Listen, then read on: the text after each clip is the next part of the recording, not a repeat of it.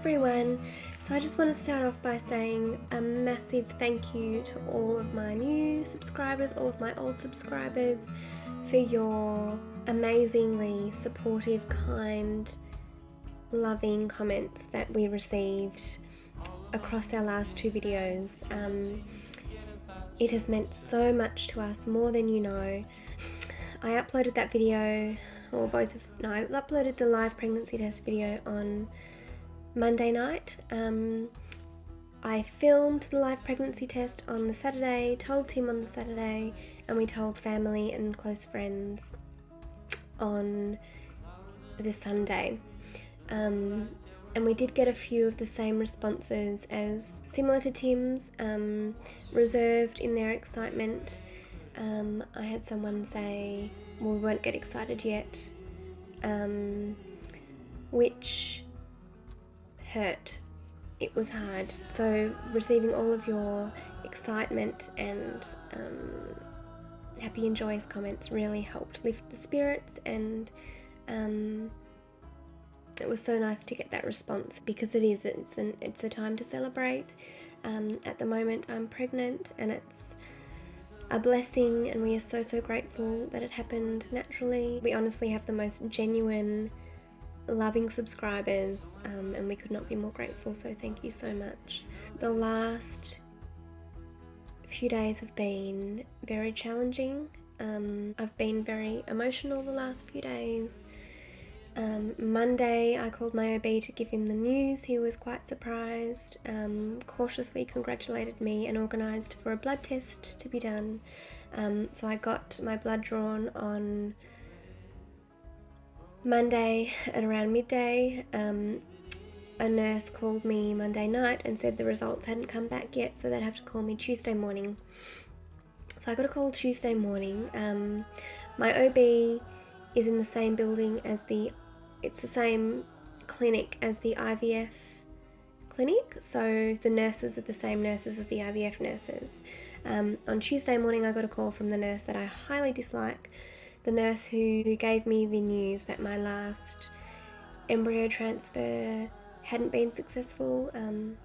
My second fresh transfer hadn't been successful, and there was no compassion in her voice.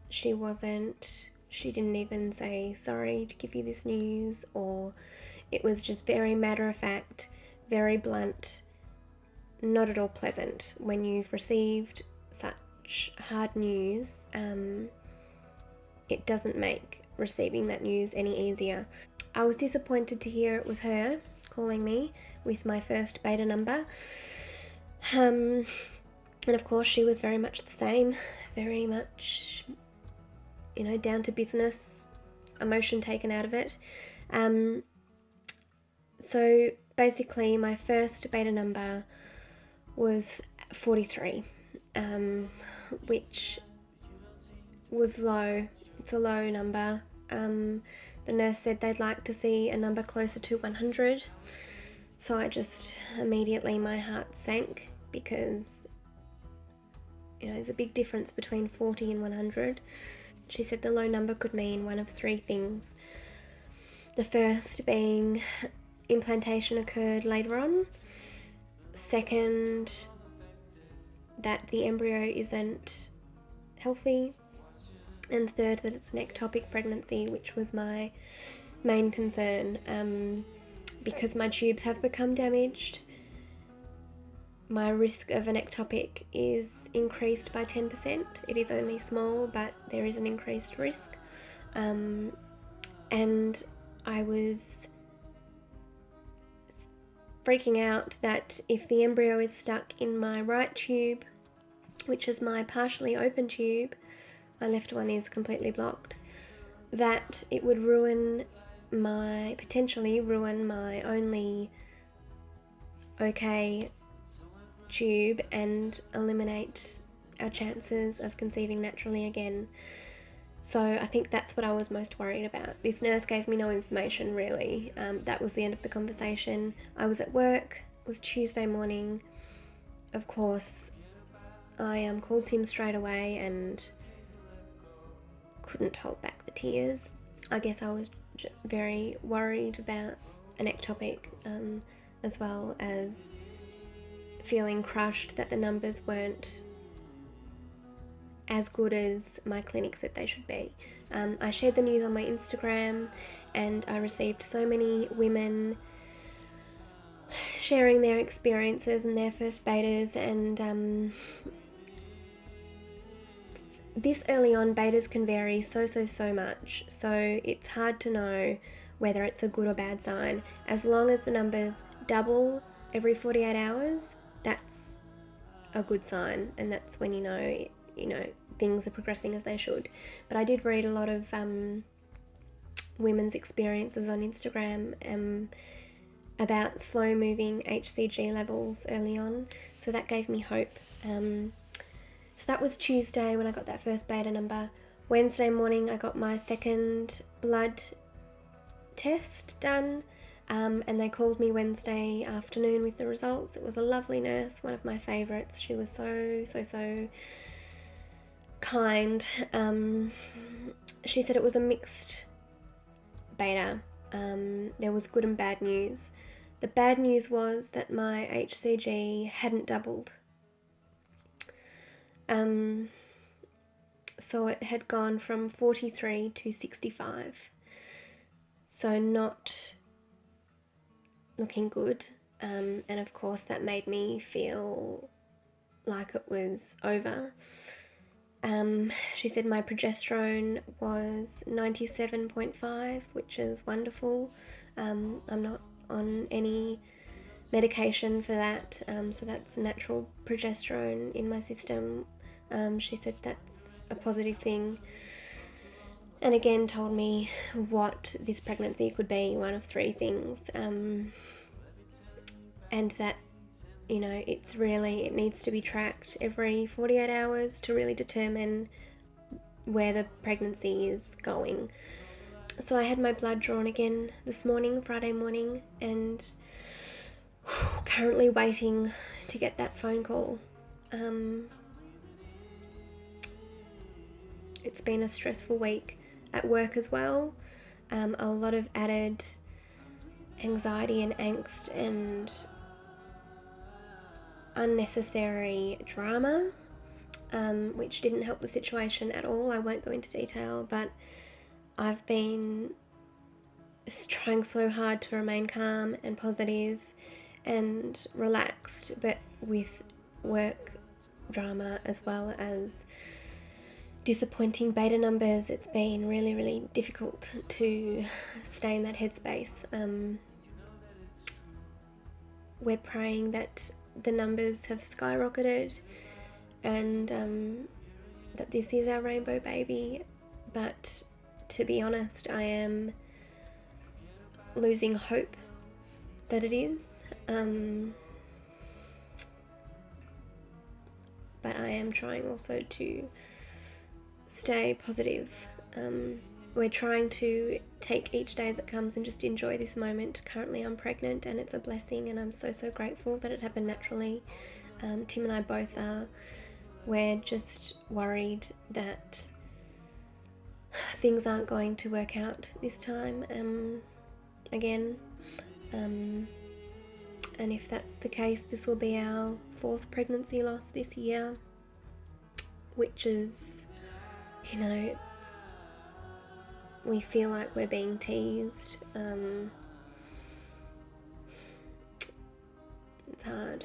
In January we found out we were pregnant, and all went well. We saw the heartbeat many times, heard the heartbeat, and then when I should have been 8 weeks, around 8 weeks,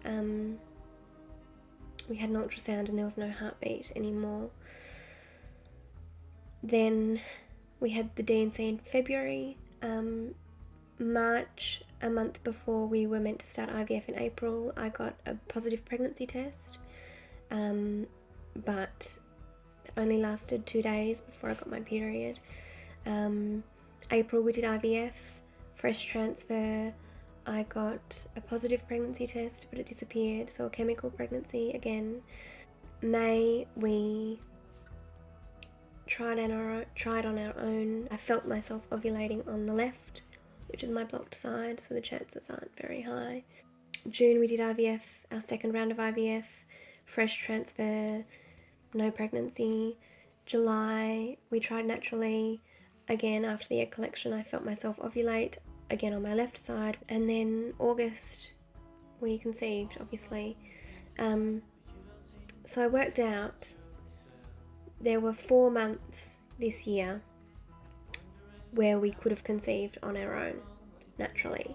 Months where I wasn't pregnant, I wasn't having a miscarriage, I wasn't doing IVF. And of those 4 months, 2 of them I felt myself ovulate on my left side, and the other 2 months we've conceived, March before my first IVF cycle and this month. So obviously it's possible. It's just hard when we're getting pregnant but it's not resulting in a baby. We really are hoping for a good phone call this afternoon. You know, like I said in my last video, when you see those 2 lines, your fears just don't go away.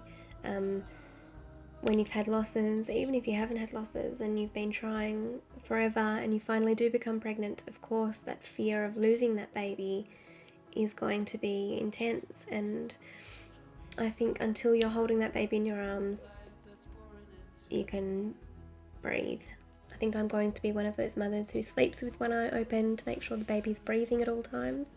It's really hard to keep your mind in a positive space, a hopeful space, as well as preparing yourself for the worst. I feel like I have prepared myself for the worst over this week. I've fallen to pieces many times this week after getting disappointing news. The second nurse I spoke to on Wednesday explained to me when we should start getting concerned about an ectopic, and it's not until your HCG reaches 100 where they can actually visibly see where the pregnancy is located. So if and when my levels reach that number, I'll be able to have an ultrasound to see where the pregnancy is located and whether my tube is at risk of rupturing. Pregnancy test progression. As you saw in my last video, the pregnancy test I took the day after my original pregnancy test was quite a bit darker. The next few weren't as dramatically darker, only slightly.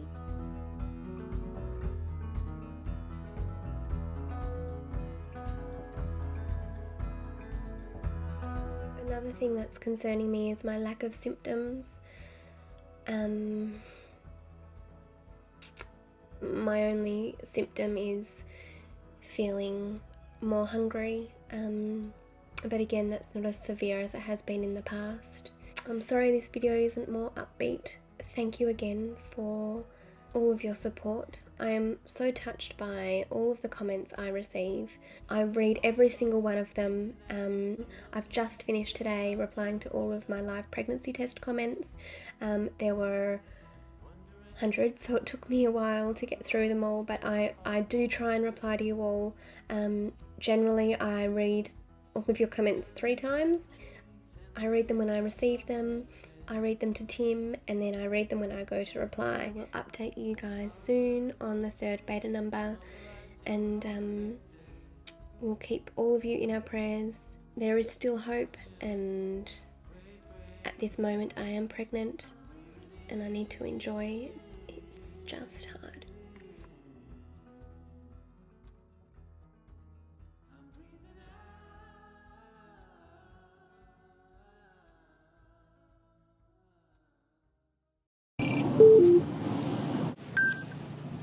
Hello? Hello, is that Celeste? Yes. Celeste, it's Kathy calling. How are you? Good, how are you? I'm well, thank you. Celeste, I have your result from today's blood test. Now, your level has increased, but it's only gone up to 92. Okay. So it hasn't doubled, basically, in that 48 hours. Yep. Now, have you had any bleeding? No. No. Any pain? No. Nausea? No. Vomiting? Nothing like that at all? Nothing out of the ordinary? No. Okay. All right. What I want you to do is you'll need to repeat the blood test on Monday.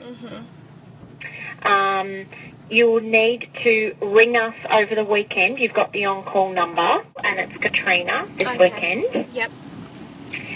And if you phone her, if you get any symptoms that you feel are out of the ordinary. Okay. Okay? Yep. Now, my next question, are you taking any progesterone pessaries? No. No? Okay. Do you know what my progesterone level is? Was that tested Beg your as pardon? well? Was my progesterone tested today as well? We don't have that result through as yet. Okay. All right. So, what... Yeah, so it's definitely not ongoing, is it? No, it doesn't look like it. No. 6... What was the number? Beg your pardon? What was the HCG number? The HCG is 92. So we've gone from 43 to 65 to 92. Yeah. So I think that we could safely say that it's not an ongoing pregnancy. Yeah. But what I want you to do, if any of those symptoms arise, I want you to phone Katrina on that number, or alternatively present to an emergency department. Okay. Okay, and I will let Michael know that it is a slow rising and we will need to keep an eye on it, basically. Okay, no worries. Well, I need to get an ultrasound done. We probably will do that on Monday, I would think. We may not see anything just at this stage. Yeah. So what I will get you to do is repeat the blood test on Monday, and you're not bleeding. No. Okay. All right. I will let Michael know, but you definitely need to get in touch with us if any of those symptoms present. Okay. All right? Yeah. Good. Okay. Well, I will ring Michael now and let him know about that. Okay, thank you. No worries. Okay, Bye. Celeste. Thanks, bye. Bye. I don't know what to say. There's nothing to say. I just want to know why it keeps happening. I know it's just probably a numbers game, but...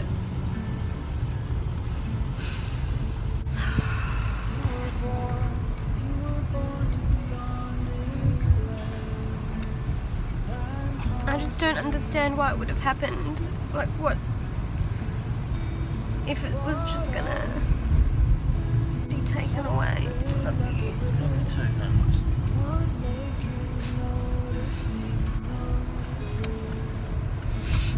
I was preparing myself for that news, but so for when you hear the worst.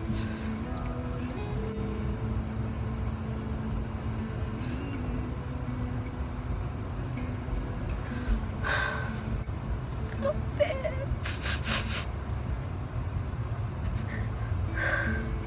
Why does it have to be so different? It's all about the things that we share. Marry me when the lights go out.